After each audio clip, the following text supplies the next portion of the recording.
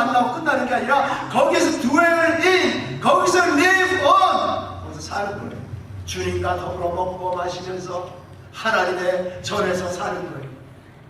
물론 우리가 교회 와서 하나님을 만나지만 우리 삶 속에서 하나님과 교제하면서 우리 삶이 성수의 삶입니다. 우리 성수의 삶 속에서 주님과 교통하며 사는 것입니다. 여러분, 신앙을 교회 생활로만 한정한다면 우리는 그 많은 나머지 시간들은 다 육신적인 삶을 살아가는 거예요. 우리 삶 속에서 주님을 만나야 되는 거예요. 삶 속에서 우리가 생초의 삶을 살아야 되는 거예요. 삶 속에서 주님의 임재를 맛보아야 되는 것입니다. 그래서 성 속의 구별이 없는 것입니다. 성 속의 구별은 중세 시대 때 한 것이고 이제는 하나님께서 자유롭게 해주신 것입니다. 믿으십니까? 단순히 오르는 자가 아니라 그곳에서 함께 주님과 사는 자입니다. 여러분, 거룩한 성산에 올라야 합니다. 그곳에 서야 합니다.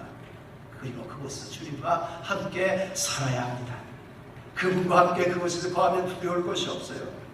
우리가 걱정하고 근심하는 모든 문제가 다 해결될 것입니다. 그분은 우리를 신부로 대해주십니다.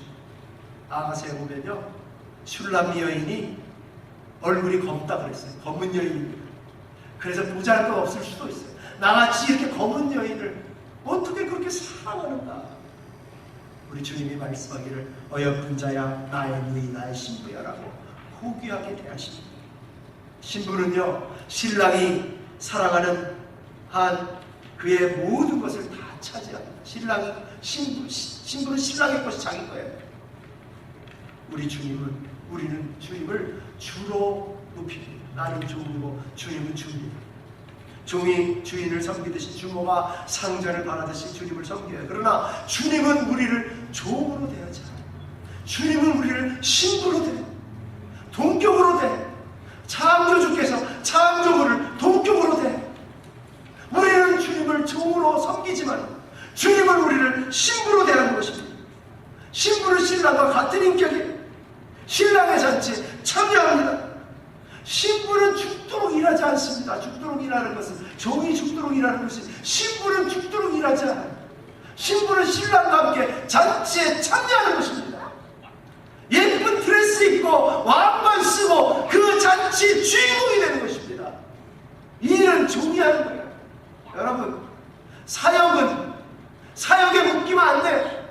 교회 생활하는 거 내가 몇 시간 하는 게 드리고 뭘 하고 예배를 빠지지 않는 거라고 좋습니다. 그러나 거기에 묶이면 안 돼. 그거는 종의 삶이에요. 주님은 우리를 신부로 거룩하게 세워주셨습니다. 거룩한 자로 우리를 세워주셨습니다. 오늘 성경은 말씀하십니다. 여호와의 산에 오를 자가 누구냐? 그 거룩한 성산에 오를 자가 누구냐? 우리를 신부로 초대하는 것입니다. 거룩한 자로 옷 입히는 것입니다. 누가 그분을 뵙겠습니까?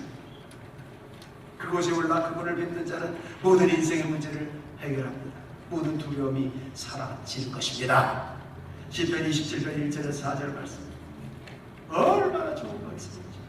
여호와는 나의 빛이요 나의 구원이시니 내가 누구를 두려워하여 하리요? 여호와는 내 생명의 능력이시니 내가 누구를 무서워하리요? 다윗이 고백했어요. 나의 대적, 나의 원수된 행악자가 내 살을 먹으려고 내게로 왔다가 실족하여 넘어졌도다. 군대가 나를 대적하여 지칠지라도 내 마음이 두렵지 아니하고 전쟁이 일어나 나를 치료할지라도 내가 오히려 안연하리로다. 전쟁이 왔는데 나는 편안해. 이야, 전쟁이 뭐예요? 사람을 죽고 죽이는 일이 막 옆에 사람이 죽어나가, 팔다리가 끊어져 나가. 그런데 편안해. 우리 주님이요, 배를 타고 가다가 폭풍이 일어나가지고 막 배가 뒤집어지려고 그래. 제자들이 난리가 나서 우리가 죽게 됐습니다.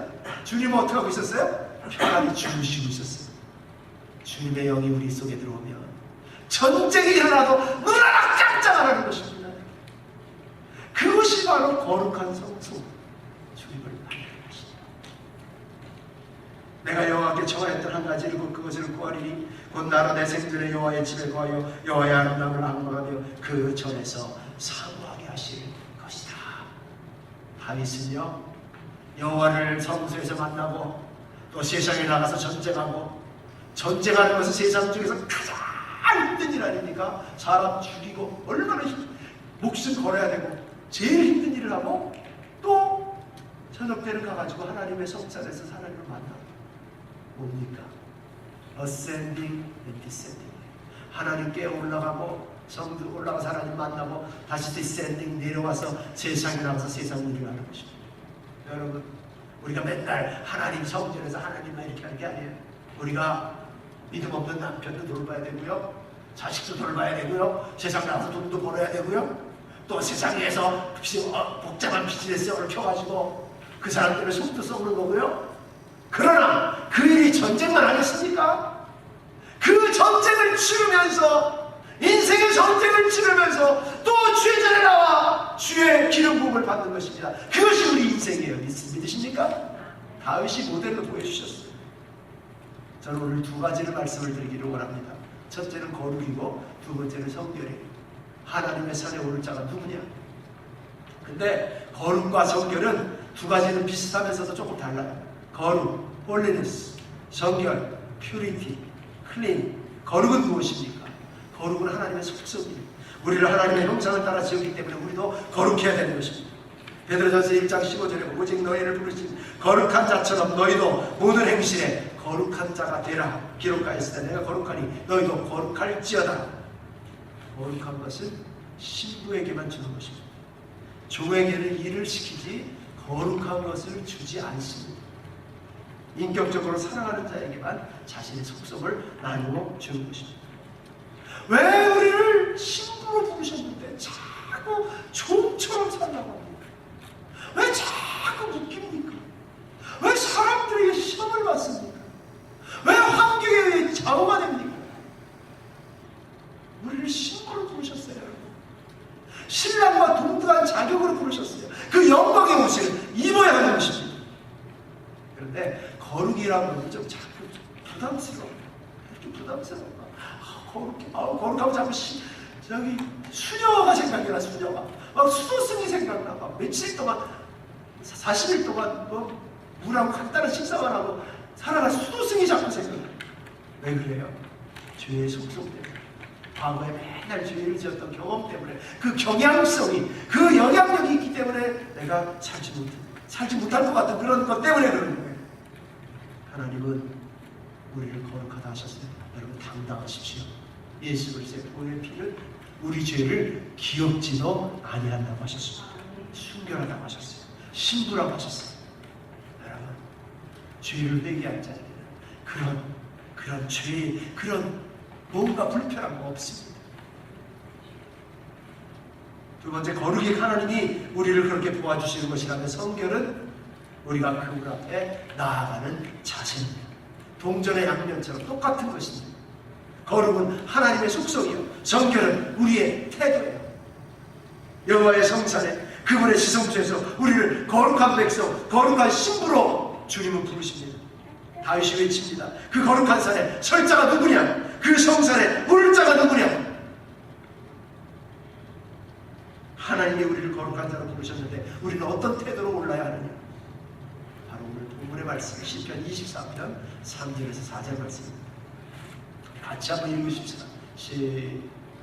시작. 여호와의 산에 오를 자 누구며 그 거룩한 곳에 설 자 누구고 그 손이 깨끗하며 마음이 정결하며 뜻을 헛다른 데 두지 아니하며 거짓 맹세치 아니하는 자로다. 네 가지를 말씀했어요. 첫째는 손이 깨끗하다. 손이 깨끗하다는 게 뭐예요? 행위가 깨끗하다. 행위가, 우리 행동이, 말은 깨끗한데 행위가 안 좋아. 행위가 지저분해. 아니, 행위에 손이 깨끗해. 마음이 정결하고 뜻을 허탄한 데 두지 않아. 뜻을 허탄한 데 두지. 이게 무슨 말일까? 영어로 보면 조금 더 분명하게 할 수가 있어요. 영어로 보면 우상에게 우리의 영혼을 올리지 않는 자, who does not lift up his soul to an idol. 우상에게 자기를 영혼을 내주지 않는 자. 다시 말하면 뭐예요? 우리의 영혼을 깨끗하게 신부로 하나님 앞에만 드리는 자. 우상은 뭐예요? 하나님보다 더 사랑하는 게 우상이잖아요. 하나님보다 세상을 더 사랑하면 세상이 우상이죠. 하나님보다 지식을 더 사랑하면 지식이 우상이지요. 하나님보다 자식을 더 사랑하면 자식이 우상이지요. 하나님보다 인간관계가 더 마음이 쓰이면 그게 우상이지요. 우상에게 드리자, 영혼을 드리지 않는 자가 뜻을 허탄한 데 두지 않는 자예요. 그 다음에 거짓 맹세하지 않는 자. 한 번 약속하고 맹세한 것을 지키는 자.